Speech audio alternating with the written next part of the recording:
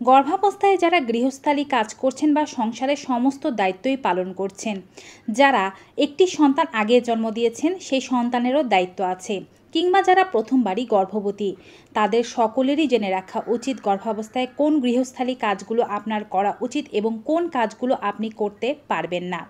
যদি আপনি এই নিয়মগুলো মানতে পারেন তবেই কিন্তু সুস্থ বাচ্চা জন্ম দিতে পারবেন, নতুবা কিন্তু আপনার বাচ্চার কোনো ক্ষতি হয়ে যেতে পারে।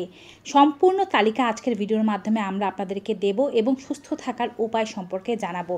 চ্যানেলে নতুন হয়ে থাকলে চ্যানেলটি সাবস্ক্রাইব করুন। ফেসবুক পেজ থেকে আমাদের এই ভিডিওটি দেখে থাকলে পেজটি ফলো করতে ভুলবেন না। চলুন শুরু করা যাক।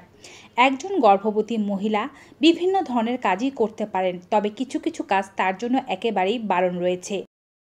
মনে রাখবেন, গর্ভাবস্থার যে কোনো পর্যায়ে ডক্টরের কাছে যাওয়ার পরে যদি আপনি দেখতে পারেন বা বুঝতে পারেন আপনার বাচ্চার কোনো ত্রুটি রয়েছে, আপনার জল ভেঙে যাচ্ছে বা জল ভেঙে যাওয়ার কোনো সম্ভাবনা রয়েছে, আপনার পেটে একের অধিক বাচ্চা রয়েছে, আপনার বারবার মিসক্যারেজ হয়, এর আগেও মিসক্যারেজ হয়েছে, আপনার বাচ্চা তুলনামূলকভাবে কম নড়ছে, আপনার বাচ্চার প্লাসেন্টা প্রিভিয়া রয়েছে বা প্লাসেন্টা গর্ভ থেকে একটু পরিমাণে ছেদন হয়ে গিয়েছে, আপনার অল্প করে রক্তস্রাব হয়েছিল, এমন ক্ষেত্রে কিন্তু ডক্টর আপনাকে বেড রেস্টের কথা বলবে।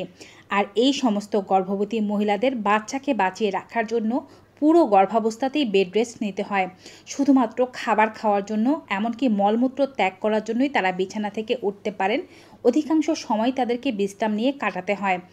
এতে কিন্তু তাদের কোনো কিছুই করার নেই। তারা সামান্য টুকিটাকি কাজগুলো বা নিজের প্রয়োজনীয় যে কাজগুলো সেগুলোও করতে পারবেন না যদি একটি সুস্থ সন্তান পেতে চান। সেক্ষেত্রে আমরা নতুন করে কোনো কিছু বলতে চাচ্ছি না। কিন্তু যাদের এটি প্রথমবারের গর্ভাবস্থা, কোনো রকমের সমস্যা ইতোমধ্যে হয়নি, কিংবা দ্বিতীয়বারের গর্ভাবস্থা হলেও কোনো রকমের সমস্যা ইতোমধ্যে হয়নি, তাদের অবশ্যই কাজ করার ব্যাপারে কিছু সতর্কতা অবলম্বন করতে হবে। প্রথমে জেনে নেই আপনি কোন কাজগুলো করতে পারবেন। আপনি সংসারের হালকা যে ধরনের কাজগুলো রয়েছে সেগুলো করতে পারবেন।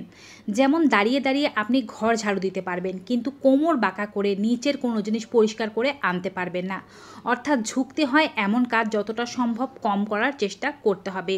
দাঁড়িয়ে দাঁড়িয়ে যে সমস্ত জিনিসগুলো দিয়ে ঘর ঝাড়ু দেওয়া যায়, মপ করা যায়, সেগুলো আপনি চাইলে করতে পারেন। ঘরের ফার্নিচার বা আসবাবপত্রগুলো পরিষ্কার করতে পারেন। তবে সেক্ষেত্রে যেই ডিসইনফেক্টেড প্রোডাক্ট আপনি ব্যবহার করছেন সেটি গর্ভাবস্থায় নিরাপদ কিনা তাও কিন্তু আপনার দেখে নিতে হবে।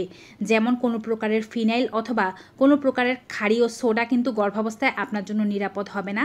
তাই পরিষ্কার পরিচ্ছন্নতার কাজে এগুলো ব্যবহার না করাই ভালো হবে আপনার জন্য। এ সময় আপনি চাইলে দাঁড়িয়ে দাঁড়িয়ে রান্না বাড়া করতে পারেন, তবে দীর্ঘ সময় পর্যন্ত দাঁড়িয়ে থাকার কোনো কাজ হয়ে থাকলে সেক্ষেত্রে মাঝে মাঝে একটু বসে বিশ্রাম নিতে হবে। এবং আপনি চাইলে দাঁড়িয়ে দাঁড়িয়ে তরকারি কাটতে পারেন। নিচে ঝুঁকে বা বটিতে তরকারি কাটার চেয়ে এ সময় আপনার চাকু দিয়ে বা নাইফ দিয়ে তরকারি কাটাই সবচেয়ে ভালো হবে। চাইলে তরকারি ধুতেও পারেন, এতেও কোনো সমস্যা নেই। আপনি থালা বাসনগুলো মাজতে পারেন, তবে অধিক ময়লা কোনো থালা বাসন বা হাঁড়ি বা পাতিল যেগুলোতে অনেক ময়লা জমে গিয়েছে সেগুলো জোরে ঘষতে যাবেন না। এতে করে কিন্তু পেটে চাপ পড়তে পারে, যা আপনার বাচ্চার জন্য ক্ষতিকারক।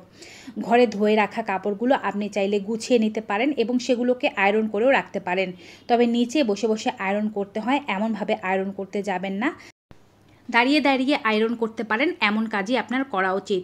আপনি অবশ্যই ভারী কলস, ভারী পানির কোনো কিছু টানতে যাবেন না বা উপর থেকে নিচে রাখবেন না এবং নিচ থেকে উপরে তুলবেনও না। রান্না করার সময় অনেক সময় বড় পাতিলে রান্না করতে গেলে সেটি নিচে রাখতে হয় বা নিচ থেকে উপরে তুলতে হয়।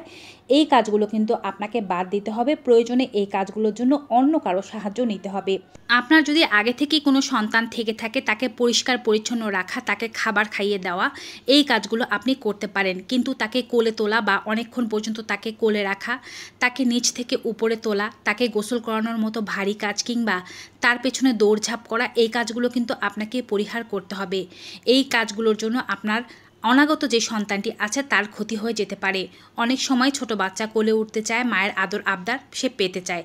এজন্য অবশ্যই বাচ্চাকে বসে বসে অবস্থায় আপনি কোলে নেবেন। বাচ্চা যদি কোলে ওঠার জন্য জিদ করে, আপনি নির্দিষ্ট একটি জায়গায় আগে বসে নিন, তারপরে বাচ্চাকে কোলে নিন। বাচ্চাকে স্নান করাতে চাইলে বাবার সাহায্য নিন, কিংবা বাচ্চাকে স্নান করানোর জন্য দাঁড়িয়ে দাঁড়িয়ে বা ধীরে সুস্থে বসে কোনো জায়গায় স্নান করাতে পারেন এমন কোনো জায়গা নির্বাচন করুন।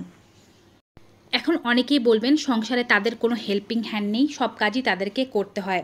মনে রাখবেন এই ৯টি মাসই আপনার যত্ন এবং আপনার বাচ্চার যত্ন আপনাকে নিজেকে নিতে হবে। অনাগত সন্তানের যদি কোনো ক্ষতি হয়ে যায় সেক্ষেত্রে কিন্তু আপনাকেই সবাই দোষারোপ করবে। বেশিরভাগ ক্ষেত্রে দেখা যায় মাকেই দোষারোপ করা হয়ে থাকে, আর মা নিজেই এক ধরনের গিল্টের মধ্যে ভুগতে থাকেন যে কেন তিনি এই কাজটি করেছিলেন, যার ফলে কিন্তু তার বাচ্চার ক্ষতি হয়েছে। তাই এই ৯টি মাস যতটা সম্ভব এই ধরনের কাজগুলোকে পরিহার করার চেষ্টা করুন। হেল্পিং হ্যান্ড রাখা সম্ভব না হলে পরিবারের কাছের কেউ যদি আপনাকে একটু সাহায্য করতে পারে তার কাছ থেকে নির্দ্বিধায় সাহায্য নিন, কোনো প্রকারের লজ্জা বোধ করার দরকার নেই। এ সময় আপনি যদি উপরের কোনো ঘরে থেকে থাকেন সেক্ষেত্রে সিঁড়ি দিয়ে বারবার ওঠানামা করতে হয় এমন কোনো জায়গায় আপনি অবস্থান করবেন না। আপনার ঘর প্রয়োজনে পরিবর্তন করে নিন যেন বারবার আপনাকে সিঁড়ি দিয়ে ওঠানামা করতে না হয়। যে ওয়াশরুম আপনি ইউজ করছেন সেটি অবশ্যই চেষ্টা করবেন পরিষ্কার রাখতে, তবে নিজে পরিষ্কার না করে অন্য কারো দ্বারা পরিষ্কার করে নেওয়াই ভালো হবে। কারণ ওয়াশরুম পরিষ্কার করার ক্ষেত্রে পিছলে পড়ে গিয়ে গর্ভপাতের অনেক বেশি ঝুঁকি থাকে এবং অনেকের ক্ষেত্রেই এমনটা হয়েছে। ওয়াশরুমের ক্ষেত্রে যে ধরনের ডিসইনফেক্টেড প্রোডাক্টগুলো ব্যবহার করা হয়ে থাকে ওয়াশরুম পরিষ্কার করার জন্য, তা গর্ভাবস্থায় নাক দিয়ে গেলে মায়ের শরীরে প্রবেশ করলে কিন্তু গর্ভের বাচ্চার ক্ষতি হতে পারে। যে সমস্ত কাজগুলো করবেন না তার মধ্যে অন্যতম কাজ হচ্ছে নিচে ঝুঁকে কোনো কিছু তুলতে যাবেন না, ভারী কোনো আসবাবপত্র বা যে কোনো জিনিসই টানতে যাবেন না, এবং পাশাপাশি আপনি ভারী কোনো কাপড় চোপড় ধুতে যাবেন না। যদি আপনাকে কাপড় চোপড় ধুতেই হয় সেক্ষেত্রে খুবই অল্প ও হালকা ধরনের কাপড় চোপড় দাঁড়িয়ে ধোয়া যায় এমন ব্যবস্থা যদি করতে পারেন সেটি করতে পারেন। নিচে ঝুঁকে বা নিচে বসে কোনো কাপড় চোপড় ধোয়া যাবে না।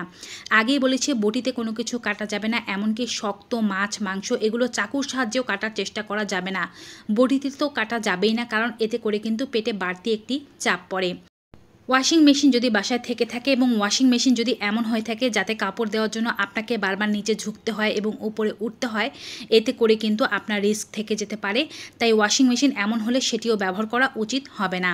সর্বশেষে বলছি, ঘর ঝাড়ু দেওয়ার কাজটি আপনি হালকা পাতলা হিসেবে করতে পারলেও ঘর মোছার কাজ করতে যাবেন না। অনেকেই বলে থাকেন যে নর্মাল ডেলিভারি চাইলে নিচে ঝুঁকে ঘর মুছতে হবে, এতে করে নর্মাল ডেলিভারি সহজ হবে।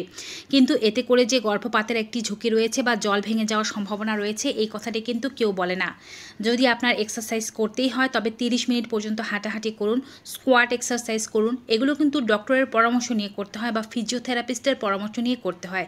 আপনি চাইলে আপনার ইচ্ছা মতো এই কাজগুলো করতে পারবেন না, কারণ আপনার কী ধরনের শারীরিক সমস্যা আছে তা শুধুমাত্র আপনার ডক্টরই বলতে পারে।